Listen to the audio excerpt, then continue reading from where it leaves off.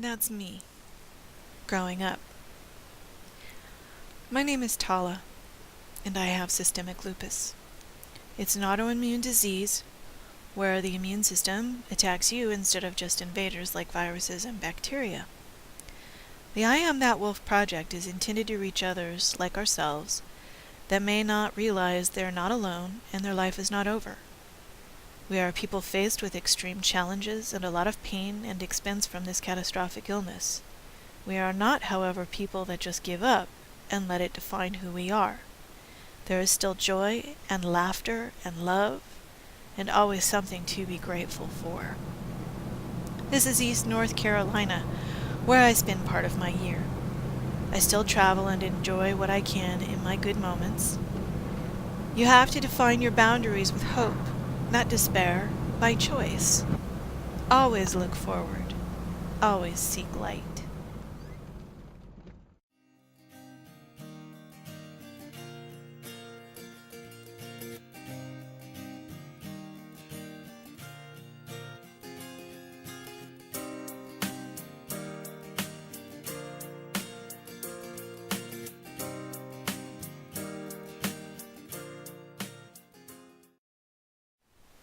This is who we are.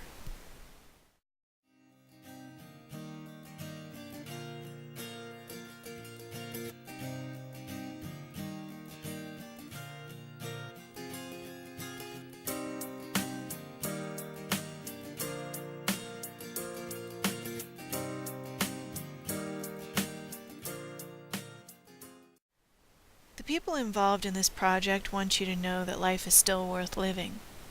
That just because something this tremendous is in your life, it doesn't mean you can't have one. There are days when it does take over. It can be truly exhausting and agonizing. Lupus is a very destructive and incurable disease. But we adapt, we hope, we believe, and we wait for a cure.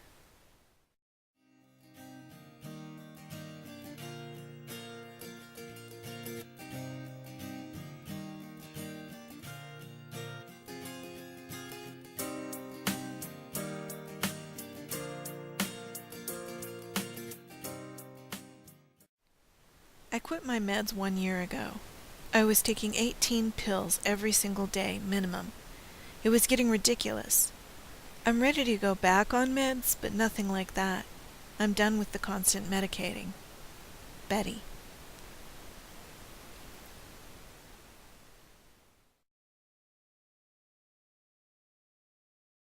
No one should ever be afraid or ashamed of something they have no control over. When I worked in retail and was often helping hand people things or dealing with money and credit cards, people would freak out about my purple hands, and I was just like, oh, that happens all the time, and would explain why. Purple fingers are my lead-in for spreading lupus and Raynaud's awareness. Brittany.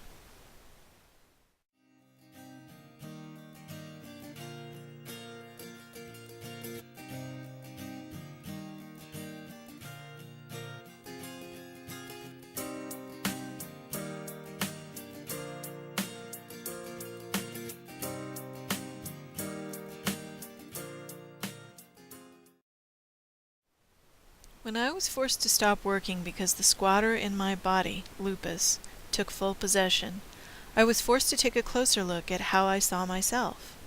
I hadn't realized that my job, so I thought, defined me.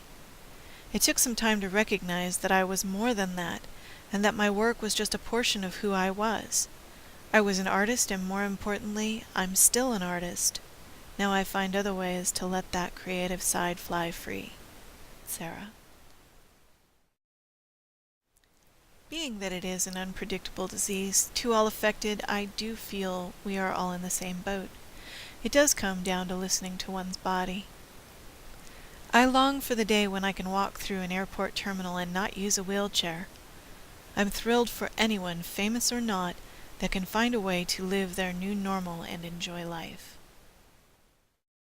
Feeling like I'm doing wrong, I'm still fading out of sight, and I'm not where I belong, and I have no one to light my days. Don't tell me I'm okay.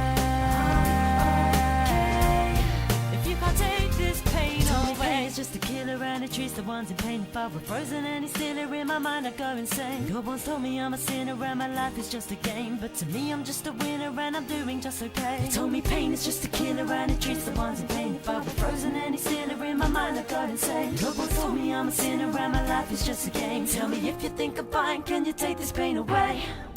I'm feeling like I'm doing wrong, I'm still fading out of sight, and I'm not where I belong, and I have no one to light my days. Don't tell me I'm okay. If you can't take this pain away, feeling like I'm doing wrong, I'm still fading out of sight, and I'm not where I belong, and I have no one to light my days. Don't tell me I'm okay. If you can't take this pain